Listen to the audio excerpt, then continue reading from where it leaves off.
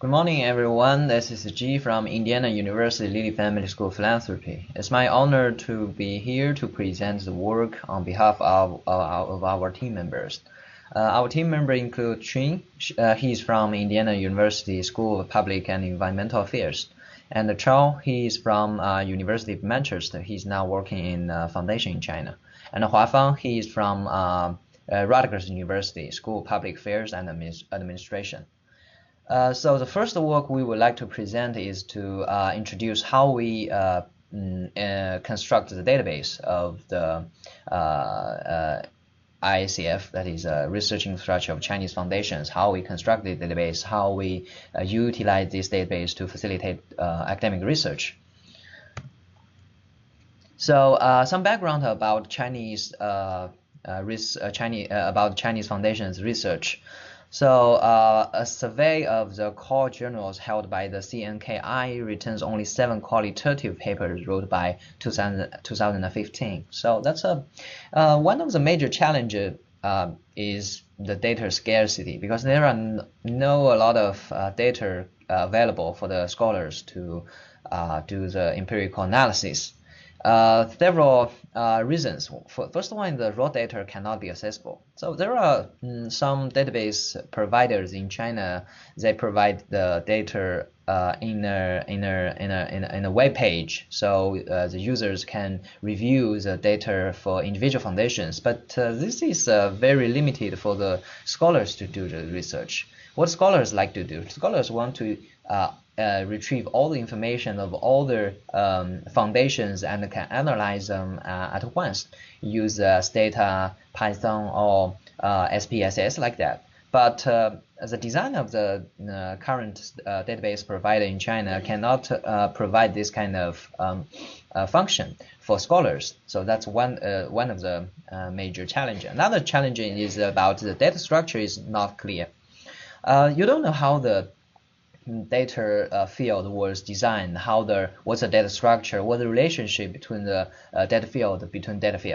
I mean, when you dig into the data, you found there are too much information inside the database. How to connect, how to find the relationship between the data fields, that's very important.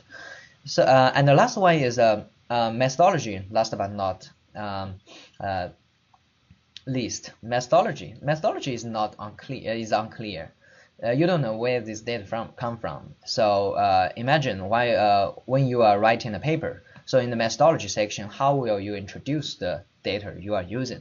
That's a very critical issue for scholars while we are doing research. So there are a lot of U.S. counterparts like the GuideStar, Urban Institute, and Foundation Center. I think among them, Foundation Center is very famous among our Chinese peers. But actually, most of the scholars use GuideStar. GuideStar have a lot of data. They do quite well support for scholars, and also Urban Institute.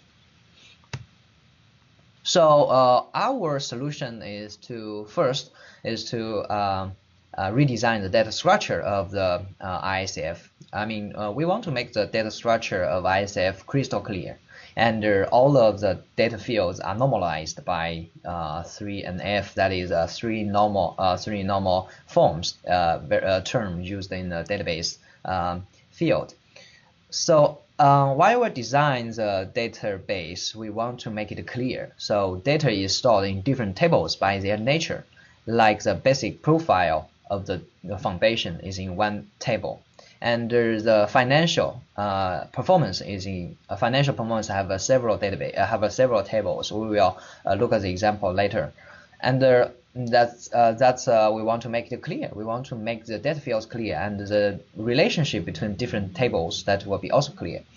So coherent means what's the relationship between the different tables, between the different data tables. How can we use one of the data field to retrieve the information in another table? Like this table is about financial performance. Another table is about the basic profile. So how we connect this to file? That's also one of the challenge while we are. If you do the data research, you will know. Well, it's sometimes very hard for you to put all the heterogeneous data into one data table. So you have to separate them by their nature. So that's our database structure design. Second one, the challenge for us is the data source. There are various data sources we can utilize. So which is a credible one and which is a accountable one? That's a question we have to figure out. And the last question is a major challenge we are facing is data quality. There is no end to improve the data quality. I cannot say that, okay, this data quality is 100% right, corrected. We cannot say that, but we can provide a solution for you, for the scholars, to make the data quality measurable. To say, okay, from this perspective, we see this data quality may be higher. From that perspective, this data quality may be not that high. We will have some examples later. So this is our data structure. That is a schema of our database. As you may see here, it's a lot of financial tables. Yep. This is financial tables. We separate them by financial position and the financial activity, cash flow, and their activity overview, large donations. So these different tables are constructed or are established by the nature of the finance activity, and all of them can be connected by a data field in basic table, that is organizational ID. So once you got the ID, you can retrieve different information from financial positions, from financial activities, from cash flow table, or you can also use the organizational ID to retrieve information from the board member supervisor, or staff. And also you can use that to retrieve information from major recipient or project information. As you may see, also project information and the major recipient also connected through the project ID. So that's this kind of lines, this kind of foreign key or primary key. Primary key is used to define the nature of the table, and the foreign key is used to connect the different tables, make the data structure more coherent. So that's what we do about the data structure side. And also data source, we find 6 different data sources, and we ranked them by reputation and believability. So the first highly ranked is annual reports and audit reports.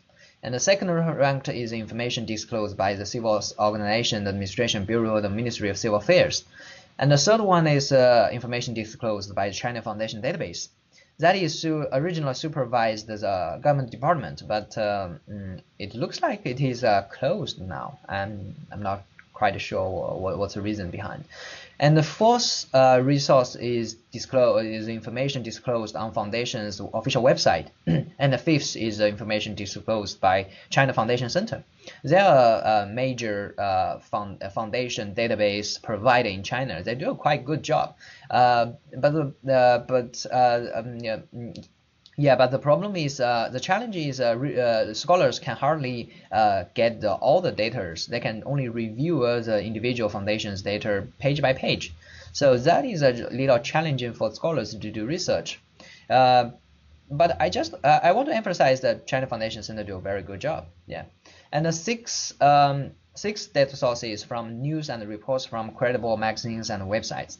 Sometimes we cannot find the original data source, and we cannot find other data source to triangulate the data. So we use some reports or some newspapers to make the data more reliable or credible. So that's about the data source. And data quality, we want to make the data quality, we cannot say the data quality is 100% corrected, or it is very high, or what do we mean by high? So we will say, okay, the data quality is measurable from 3 perspectives. First one is completeness. Within completeness, you can measure the you can measure the data quality from schema and column and population. Schema is just the graph I have present, and column means for example, in the basic profile table, all the information about or variables about the basic information about the foundation have been listed in the basic profile table. That is a question. So we can measure this from column completeness or variable completeness, and also population completeness. I mean, that's for example, currently we have 3,344 foundations in our database. So you may have a question that is that all of them? Is that all of the foundation in China? We cannot guarantee. We cannot say that is. But we can have different source to triangulate. For example, we have two different sources. First one is the yearbook. We found the amount of database. We found the amount of foundations in 2013 from the yearbook. It's about 3,000 also, and we also found the number of foundations from the China Foundation Center to say, okay, they report that about maybe 3,500 foundations in China. So from this resource, we can say, okay, probably our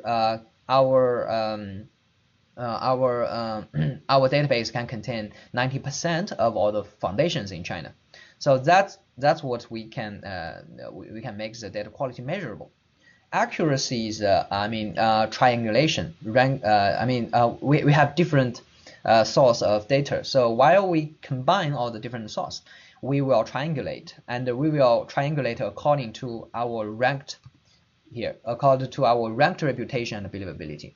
That's why we need to rank them, because for example, if the data source from 1 is conflict with 2, so yeah, we will use the data from 1. So if it is there is no data in source 1 and the data in source 2, but it's conflict with source 5, so we will use source 2. That's the triangulation and the ranked priorities. And also we will make sure about the do our efforts to make sure the accuracy of the data through double data entry. So there are two assistants who will input all the data, and if there are discrepancies, a third person will check into this to see which data is right, like that. So we will see that in our later data workflow. And also timeliness. Timeliness is a degree to which the data is timely sufficient for the intended use. That is, for example, now it is 2016. I mean, we cannot collect the data in this year because the data is not came out yet. The latest data is 2015, but we cannot collect that. So we are now collecting 2014 data. So for research purpose or for academic purpose, 2 years behind that is acceptable. So we think that is acceptable. So we set our timeliness about 2 years behind of the real-time data. Okay, so from completeness, accuracy, and timeliness, you can discuss what's the data quality you are using. Especially, this is critical for us while we are writing the paper in the methodology section, right? So this is a standardized data updating workflow that is with double data entry.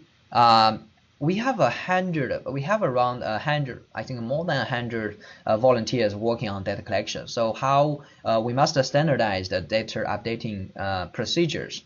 So this is a procedure. You can check into that in our manual. I will not elaborate that here.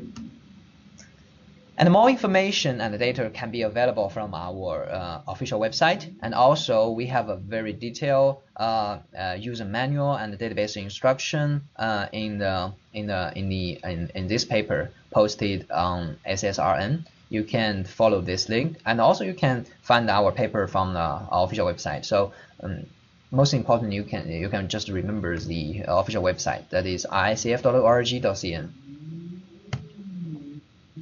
So I will leave time to our colleagues, Jun. He will talk something about the data collection progress in this year, and also Huafang will introduce our work plan about the conference and publication. This is acknowledgement. We have a lot of team members working on data collection. We really appreciate their wonderful job, and we also thank Dunhe Foundation for supporting RICF, which make this project possible. So that's it. So I hand I hand this section to Qun. He will introduce some work about the debt collection, and also Huafang will introduce our work and this year, especially on conference, academic conference, and their academic publication. Thank you.